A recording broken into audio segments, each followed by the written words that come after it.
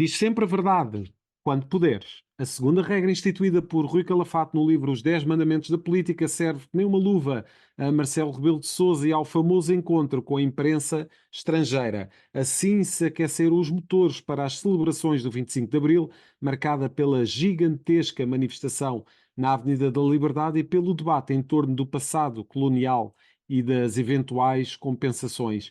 Estes e outros temas estarão em análise no episódio 139 de Maquiavel para Principiantes, o podcast do Jornal Económico da autoria do especialista em comunicação, Rui Calafato. Olá, Rui, muito bom dia. Estamos a gravar uma segunda-feira, mas ainda com os ecos das celebrações do 25 de Abril manifestarem-se na imprensa. Olá, um bom dia a todos. Estamos a gravar isto hoje logo segunda-feira de manhã.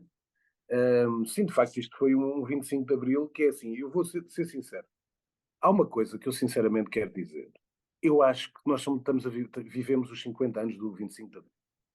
E, em primeiro lugar, antes de irmos à questão política, eu acho que, em termos de festa, foi uma festa magnífica das pessoas na Avenida da Liberdade em Lisboa e em outros pontos do país. Nisso foi espetacular, foi maciço a ligação dos portugueses com o dia 25 de Abril. Mas julgo, não sei se repararam bem, pelo menos os que vivem e gostam do 25 de Abril, sinceramente, eu digo-vos isto, eu acho que merecia muito mais como festa, até de organização. Foi contratada, como tu te lembras, uma comissão Uma para comissão, preparar sim, os sim. 50 anos de Abril. Quer dizer, houve alguma coisa de especial que as pessoas se lembrem para lá da descida do 25 de Abril, para lá da parada militar, para lá da coluna Salgueiro Maia? Eu acho que foi muito pouco. Ah, percebem o que eu quero dizer? Portanto, Certo. isto foi uma coisa muito pífia em termos de festa, de organização. Merecia mais o Até 25 de porque essa Abril, comissão percebes? vai se estender, não é? Essa comissão, Pelo menos mais entretanto, uma. Olha, se for uma comissão como a do Zé Sá Fernandes, paga a muita gente, e bem. Já acabou as Jornadas Mundiais da Juventude e o Zé que faz falta, que para mim, como vocês sabem, não faz falta nenhuma, continua, desculpem o termo, a mamar na teta do Estado. E, portanto, se calhar esta comissão, que era para um ano, portanto vai haver mais realizações, etc. Mas como são 50 anos de Abril, não é 13 anos nem 14, é uma data histórica. Portanto, achei, em termos de organização, fraco. Foi uma grande festa popular, mas o resto fraco, e popular em todos os países, apesar de se ter mostrado muitas imagens da Avenida da Liberdade. Ora bem, vamos aqui a estas coisas, eu depois, se for preciso de alguma coisa, eu corto aqui algumas situações, nomeadamente porque hoje tinha previsto, como tu viste, Zé, como vimos e preparámos, a questão de falar de dois temas de futebol, de exatamente, comunicação, exatamente. relacionados com a comunicação. Portanto, se houver alguma coisa, eu corto no segundo, relacionado Muito com o bem. meu clube. Toda a gente, ninguém nos ouve, toda a gente sabe, ninguém, aliás, ninguém sabe qual é o meu clube. Portanto, não, se for isso. Bem, vamos lá a isto. 25 de Abril. Tudo foi, esta cerimónia foi marcada pelo disparate de Marcelo Rebelo de Sousa 2 dias antes, num jantar de 4 horas, onde não parou de falar, e ontem, se chegarem para trás, forem ver o Ricardo Araújo Pereira, vê-se que ele até falou durante as 4, enquanto comia, enquanto bebia. Epá, que E o que estava em on, não é? Porque, pelos não, vistos, sempre em on, há e mais durante, material em off. comia e bebia, abria garrafa de água e punha água, não sei se era água ou outro, não sei, outro refrigerante, vamos supor que era refrigerante. Eh, Comia, tal, parava e tal. 4 horas. Toda a gente sabe uma coisa. Quem fala 4 horas, no meio de 4 horas, comete um erro. O problema é que ele cometeu vários erros. A questão da colonização foi abriu e pôs-se a jeito para ser o saco de pancada da cerimónia na Assembleia da República dos 50 anos de Sim. Abril, onde foi atacado pelo CDS, sobretudo pela Iniciativa Liberal e ainda mais por André Ventura. E digamos, temos de dizer com verdade, com alguma razão. Eu sei que isto está a haver um movimento revisionista que não é só dos países colonizadores, não é só o país colonizador Portugal, é em outros países colonizadores. Eu acho muito bem. Por exemplo, a arte histórica que foi roubada, tudo mais. Olha, vou dar aquele exemplo que todos sabem, das coisas do Egito que foram para os museus ingleses e, portanto, tem Exatamente. havido até alguma devolução de algumas peças para os museus egípcios. Eu isso até nem me parece mal. Agora, deixa-me só fazer esta reflexão. Eu nem falo, porque não quero colar ao discurso do André Ventura. O André Ventura tocou numa coisa que toca a muita gente que me está a ouvir. Quantos portugueses vieram do ultramar sem nada, tinham propriedades, empregavam pessoas, tinham empresas, tinham terrenos, vieram com zero. Tiveram que reerguer a vida. Vão reparar esses danos a essas pessoas também, do outro lado? Segundo tópico, que é um tópico que me é mais caro e que foi o que eu citei na quinta-feira. Estão em todas as infraestruturas que Portugal construiu, em todos os sítios por onde andou. Queres que eu te diga? Estradas, hospitais, escolas. Vai ser devolvido também todo o investimento? Como é que se faz esse cálculo? E nós? Vamos E para devolver para pedra. já não Uma falar, coisa Rui, cara peço para ti, desculpa, Zé. para já não Diz. falar do investimento pós Sim, que final da investimos. Sim, colonização, sim, não é? sim. Portugal tem dado esse apoio Sim, às tem sempre dado dinheiro, apoiado uma série de projetos ao nível dos países africanos de língua oficial portuguesa, por exemplo. Agora, uma coisa que é querida, até porque és morador do Conselho, nós já sabemos que o convento de Mafra foi construído com o ouro do Brasil na altura de Dom João V. Se quiserem levar cada pedra, e os ratos também que lá estão no convento de Mafra, se calhar, olha, têm que arranjar se calhar um barco grande para levar, porque aviões não dá ainda. Epá, sem mas dúvida. querem que ser devolvido o mosteiro o convento de Mafra. Epá, por mim, olha, não leves a mal, mas estou a dizer isto, como é óbvio, estou a ironizar. Agora, hum, eu acho que isto foi uma caixa de Pandora que Marcelo abriu com esta questão das reparações, depois com a questão, vou já tratar disso, da questão do filho. No jantar da imprensa O quarto de estrangeira, relações começa a falar com o filho e que rompeu relações com o filho, ainda bem que é com o filho que teria um grande desgosto se fosse com o neto mais querido, que tem 20 neto anos e tal. preferido. Que conversa é esta? O que é que eu quero dizer isto? Isto é o Presidente da República, pá. Isto não é um comentador. Isto não é ali uma entrevista de coração aberto ao Daniel Oliveira. Diz-me o que falam os teus olhos. Estás a ver? Portanto, tem que haver algum recato. Isto tudo bem. Nós já sabemos que o estilo do Presidente é um estilo muito informal muitas vezes. Mas tem que haver algum cuidado. Quer dizer, ainda depois vem a parte do rústico e do rural. Quem ouvisse bem aquilo, depois o título ainda inflamou mais, porque houve jornais portugueses que fizeram o título do Correio Brasiliense. O Correio do Brasiliense utilizou uma expressão, não, o Marcelo não a disse, isso tem que se dizer, que era caipira. Caipira. Caipira é um labrego, é um caboclo, em tradução direta brasileira, para português é um labrego. Portanto, o que ele está a dizer é que Luís Montenegro é um inculto, um rural, para lá depois daquelas questões de ser imprevisível e que fez a lista para as europeias tudo em cima da hora, portanto foi uma improvisação, que eu até acho que foi, porque hoje já é sabido que foi convidado o Sebastião Bugalho foi convidado na tarde, À última hora. 4 horas antes de apresentarem os nomes, com certeza que isto foi uma improvisação. Agora, rural, quer dizer, repara nisto, ó Zé, e quem nos ouve. O Presidente da República andou com um governo da geringonça ao colo. Quis terminar o seu mandato e dava-lhe imenso jeito de terminar com a sua família política. E tu viste já no sábado o governo emitir um comunicado a dizer que a questão da reparação nas ex-colónias não Não se está em cima coloca. da mesa, quer é o aprofundamento das relações. Portanto, nós temos neste momento, em linhas separadas, Belém e São Bento. Só que em São Bento está o partido, está o primeiro-ministro, que é do seu grupo político.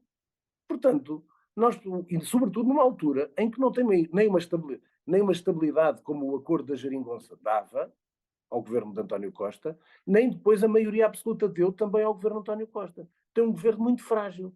Precisa do apoio do Presidente da República. Ora, o Presidente da República está com isto a debilitar a sua imagem e a sua força. E Marcelo E precisa de fazer esta prova de vida, Rui. não sei o que é que ele queria, confesso. Foi uma coisa tão estúpida. É que foi provavelmente, como disse Marcos Mendes ontem, e bem, foi o pior dia de Marcelo Rebelo de Sousa como Presidente da República.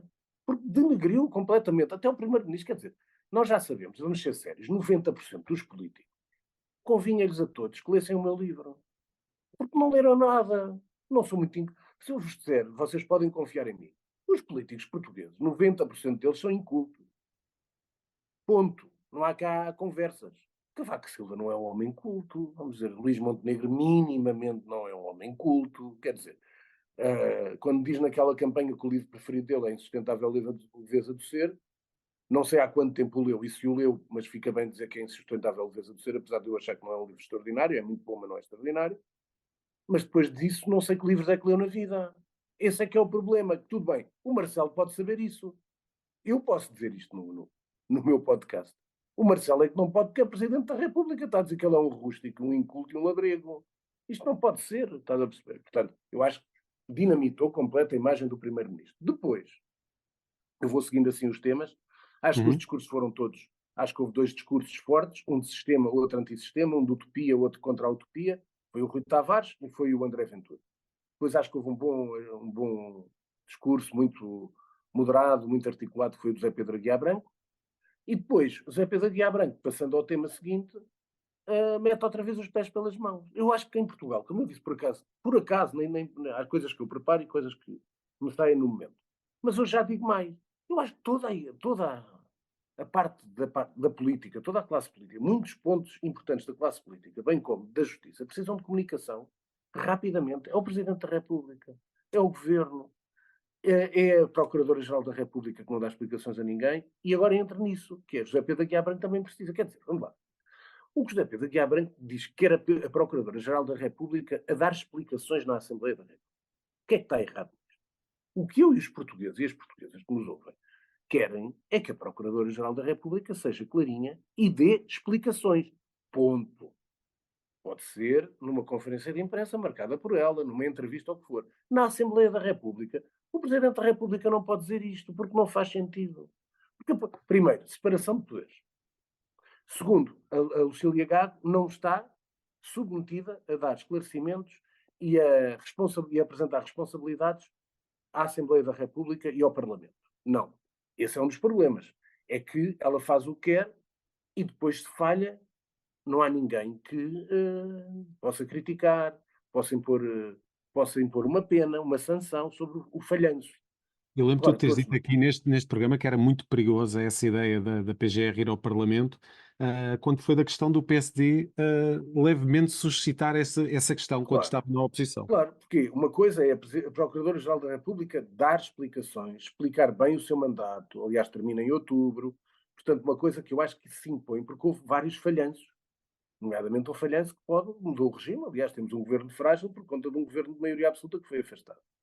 Claro que houve erros do governo, toda a gente sabe, houve problemas políticos, houve a questão, de facto, em termos de imagem reputacional para o governo, que é um dano completamente irreversível, que é a questão dos 75 mil euros lá do chefe de gabinete lá em São Bento, mas há muita coisa para explicar. Agora, não é no Parlamento, não é no Parlamento, era ridículo. A Procuradora-Geral da República, como tu viste, para quem viu a parada militar agora de 25 de Abril, chega à parte, chega com os tribunais todos, com o Presidente do Supremo Tribunal de Justiça, Lucília Gago, e recebe a continência e as honras militares porque é um poder à parte.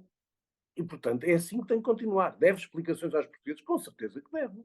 Aliás, vive e lavra num silêncio ensurdecedor Lucília Gago já há algum tempo. Até parece que tem medo de se expor, mas depois, de vez em quando, vai sendo uma notazinha com umas alfinetadas ou no Augusto Santos Silva ou no Ferro E fala Rodrigues e através do tal, para quererem Sindicato dos maniatar. Magistrados, não é? Ninguém quer maniatar o exercício livre, independente, com os seus timings, do Ministério Público e da Justiça. Pelo contrário, os portugueses querem, como é óbvio, quando há culpados, quando há corrupção, quando há outros problemas, quando há fraudes, que façam todo o seu trabalho e que depois castiguem quem faz isso.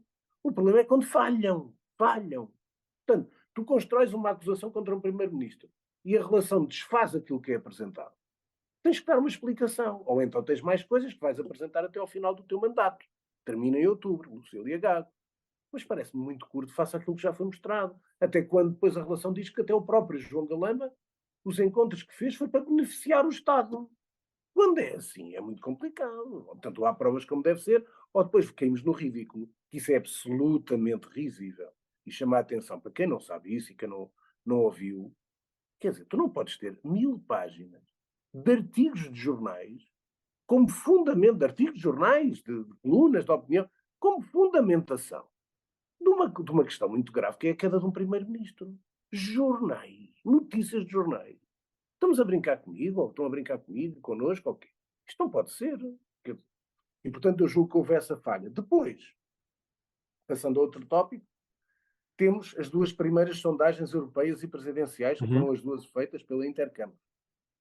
Ora, quanto às presidenciais, nada de especial. Os três à frente são António Costa, Guterres e Pedro Passos Coelho. Como eu venho dizendo, continuo a dizer, há dois políticos, pelo espaço, pela força que têm, valem mais do que os seus próprios partidos.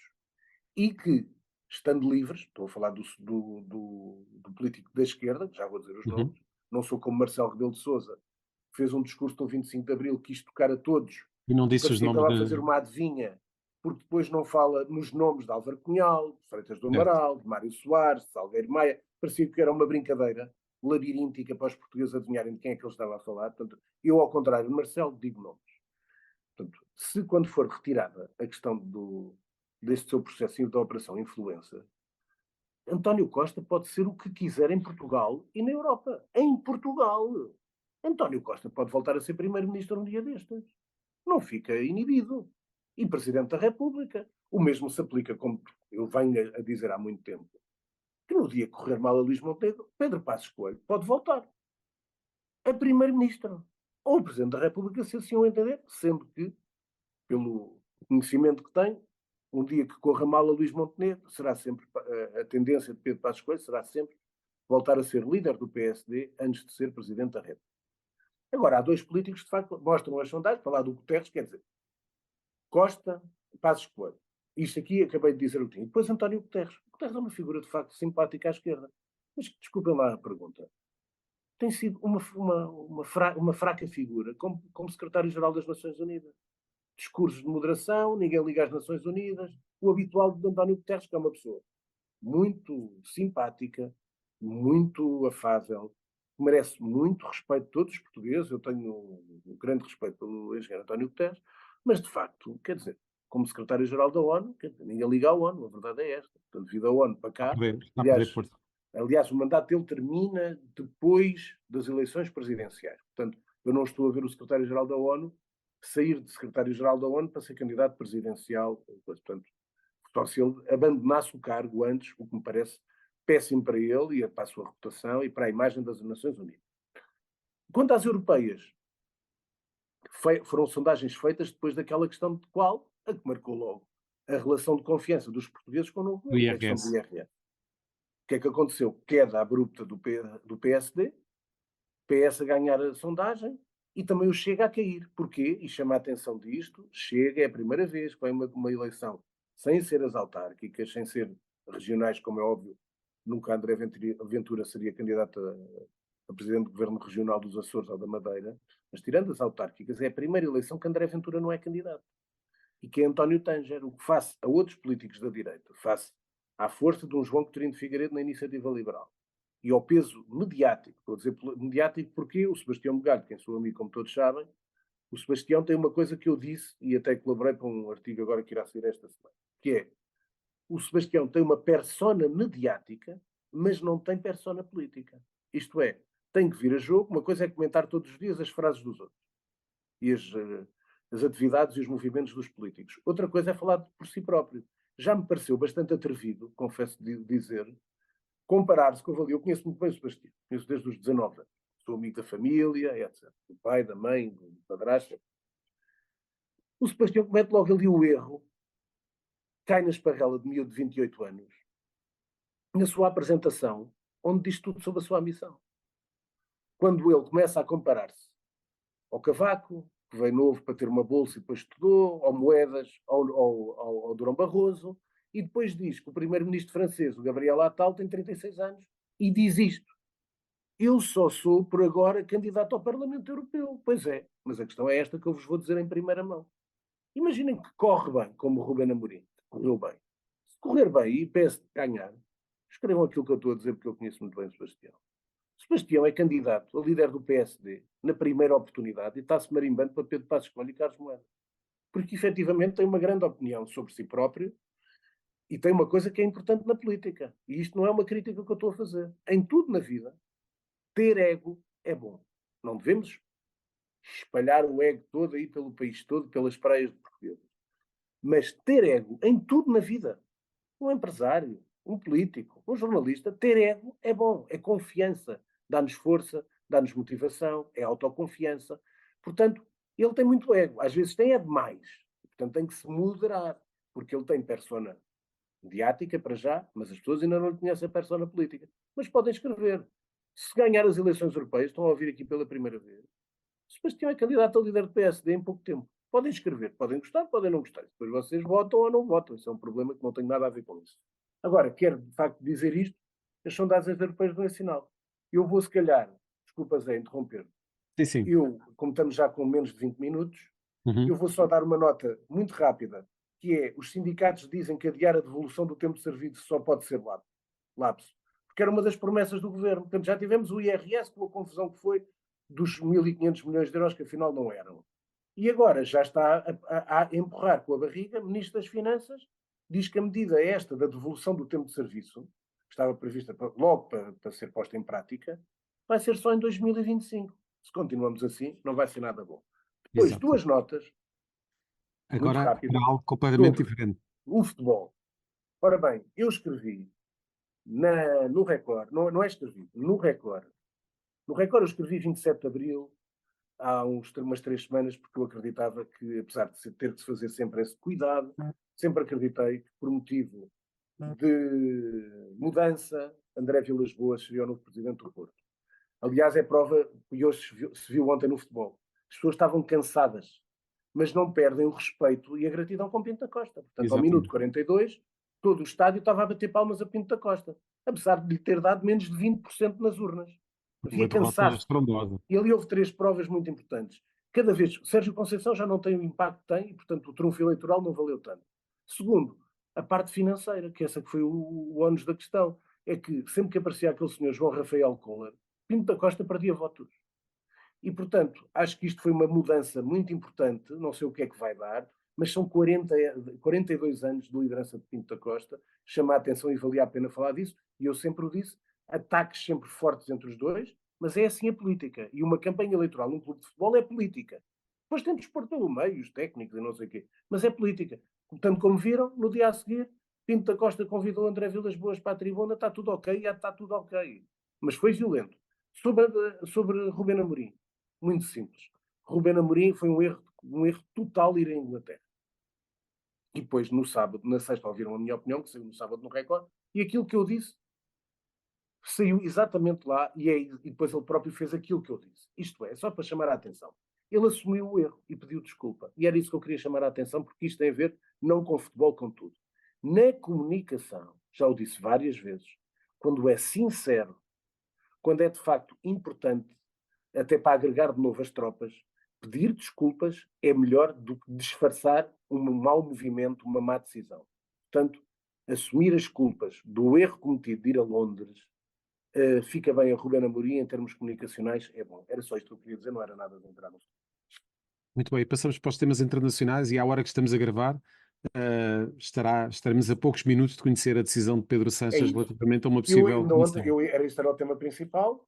A parte do Pedro Sanches, de facto, já tinha falado aqui no programa sobre a questão da mulher que estava a ser investigada há mais tempo, até antes de falar cá em Portugal, porque aquilo começou com muito mais tempo antes de falar cá. Houve ontem uma grande manifestação de apoio a Pedro Sanches. O governo, como sabem, é um governo também numa base muito frágil, com Uhum. muitas coligações, a tal de Geringonça Frankenstein. Eu tenho um livro fantástico, aliás, está citado no meu livro, que é da Rosa Dias, que ele era o político que mais mentia, nasceu para mentir. Neste momento é de facto, é assim, quem está na política tem que se submeter a muitos escrutínios, mas de facto é mau quando se podem inventar coisas, nomeadamente até com erros crassos na investigação que foi feita sobre a mulher dele. Portanto, quem não se sente não é filho de boa gente, eu julgo que ele fazer este movimento deve fazer, se fica ou não, é natural que fique, porque Pedro Sánchez é um homem que adora o poder, portanto vamos ver. Depois, queria só mais 2 temas, que é a questão do Trump, ficar só poder ser julgado por subversão eleitoral após as eleições presidenciais, enquanto que as sondagens estão a indicar que há possível eleitorado de Donald Trump que não está a fugir para o Joe Biden, está para o candidato independente, que é o Robert Kennedy Jr., que é Uhum. descendente ainda. E, portanto, neste momento, Trump vai apontar as baterias mais para o candidato independente do que para Joe Biden, porque está a perder ali nesse segmento, porque é um candidato que é anti-vacinas, portanto é discurso muito extremista e que entra em muito eleitorado do Donald Trump e, portanto, ele está com esses receios. Chama a atenção de 2 notas finais, uma que nem estava no meu papel porque é de hoje.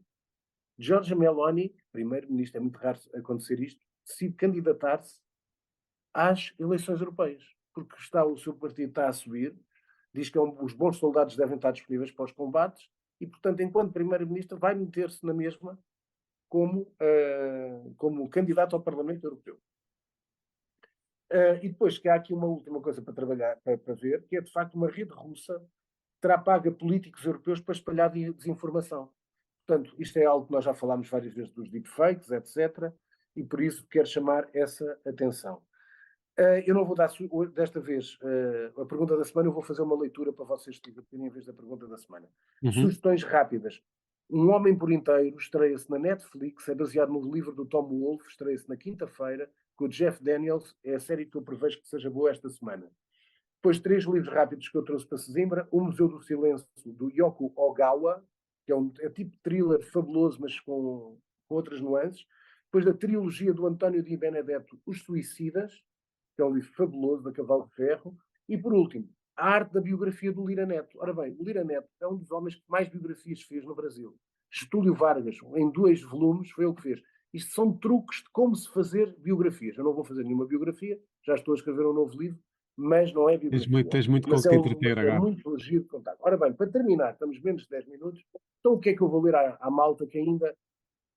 primeiro quero dizer 2 coisas, peço desculpa, que acabei de ser convidado agora de manhã. Ora bem, no dia 6 de maio, o Luís Paixão Martins convidou-me para eu fazer a apresentação do seu livro, que é ele que faz a tradução de propaganda do Bernays. Portanto, é uma honra para mim estar ao lado do Luís, e a convite do Carlos Vaz Marques, da Ziggurat, que é a editora, que eu tenho dito e promovido várias vezes aqui, e acho que tem feito um trabalho notável, com muitos livros interessantes. Portanto, no Corte Inglês, 6 da tarde, segunda que vem, dia 6, vou lá estar a apresentar o livro do Luís. No dia 7 vou estar no Porto, mantém-se, quem é que quiser aparecer, 18 horas na FNAC de Santa Catarina. Quem me vai apresentar? O Rui Moreira, Presidente da Câmara do Porto, para quem eu já tenho uma pequena piada preparada por causa de uma brincadeira que o Luís Paixão Martins disse, que era que o Sebastião Megalho só é candidato às europeias porque o Rui Calafate recusou, o que é naturalmente brincadeira.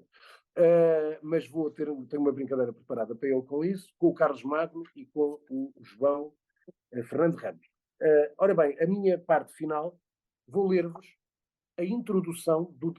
e quero agradecer muito a muitos ouvintes do Maquiavel para Principiantes que foram ao meu livro lá pedir um autógrafo e cumprimentar-me. A ti também, Zé, que estiveste lá. Queria agradecer Claro. muito a tua presença, senti-me Um muito abraço, honrado. claro que sim. Foi muito, para quem não viu, e quem não ouviu, estava lá Governo, Ministro, Secretário de Estado, Diretor Nacional da PJ, Presidente da Cruz Vermelha, empresários, cúpula da Média Capital, Zé Eduardo Muniz, Pedro Moraes Leitão, mais empresários de várias proveniências, comunidades, partidos, etc.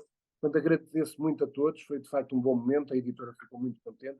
Para terminar, vou só ler a introdução do 10º capítulo, tem tudo a ver com o que se passou este fim de semana. O 10º capítulo chama-se Sai a Tempo. Portanto, quem ainda não comprou, vá comprar, porque se vai divertir. Este livro, de facto, as pessoas têm estado a gostar. É muito rápido, portanto, em menos de 10 minutos eu vou ler rápido. É um espetáculo fúnebre, uma grande personalidade perder a sua imponência. Para evitar a derrocada e a saída por uma qualquer porta dos fundos ou de emergência, é preciso o bom senso de saber qual o momento certo para abandonar o poder. Mas isso é muito difícil para quem vive para ele toda a vida, especialmente nos ditadores. O retrato literário mais pungente desta realidade é o descrito por Gabriel Garcia Marques em O Outono do Patriarca, a do velho autocrata sul-americano senil, rodeado de serviçais num palácio apodrecido pela decomposição de um poder que só o serve a ele e mais ninguém. Porém, a realidade é infindável de exemplos por todo o globo, como o de Rafael Trujillo, na República Dominicana, do qual Mário Vargas Llosa traça um perfil mortífero em A Festa do Chibo, ou os decanos presidentes cleptocráticos africanos que acumularam tempo no poder equivalente à fortuna que iam roubando aos seus povos. Noutra área, que não a política, também subsistem as tentações da perpetuação na liderança, algo que é profundamente causador de nepotismo, más práticas e falta de transparência. Ninguém nega a obra de Jorge Nuno Pinto da Costa no Porto. Ele transformou o principal clube da Invicta num emblema reconhecido internacionalmente pelas vitórias épicas nas maiores competições europeias e mundiais de clubes, sendo o presidente mais titulado de um clube de futebol. Está no poder, portanto vejam que eu escrevi isto há mais tempo, está no poder há mais de 40 anos, mas só em 2024 terá pela primeira vez a oposição de um candidato forte, a quem ele otorgou a cadeira de sonho de treinador, que também ali se projetou para a ribalta do Desporto Rei. Uma eleição, seja em que instituição for, é política é política pura, e por isso será interessante acompanhar como o incumbente e o pretendente atuam, sabendo todos que há alianças de muitos anos e interesses instalados que são os primeiros a meter a faca nos dentes para não perderem estatuto e benesses. É assim em todo lado. Na política a mesma coisa. O presidente portista podia usar a máxima de Júlio Andreotti, já referida, que o poder só desgasta quem o não tem, porque é do conhecimento geral que quer continuar ao leme, porque sente cada vitória como se fosse a primeira, apesar de somar 86 primaveras. Tem o estatuto e gratidão eternamente garantidos pelos adeptos, mas há uma altura na vida em que um líder tem de deixar as rédeas e passar a ser uma estátua reverenciada por todos e sem mácula. O tempo a mais de poder só tira brilho aos sucessos de outrora, é uma lei do poder que muitos continuam sem entender. Como viram, Pinto da Costa não Aconteceu. entendeu, ainda não tinha lido e eu ainda não tinha escrito os 10 mandamentos da política. Portanto, aqui está. Para todos, nas empresas, na política, sai a tempo, quando virem que estão a exercer o tempo a mais. Muito obrigado. Muito obrigado, Rui. Obrigado. Voltamos então para a próxima semana. Fechamos assim uma Cavel para principiantes. Ouça e acompanhe este podcast no Spotify, Google Podcasts e Apple Podcasts. Este é um programa de autoria de Rui Calafato, conta com a condução de José Carlos Dourinho e o cuidado técnico é de Nuno Braga. A música está a cargo de Casper. Está fechado o manual desta semana.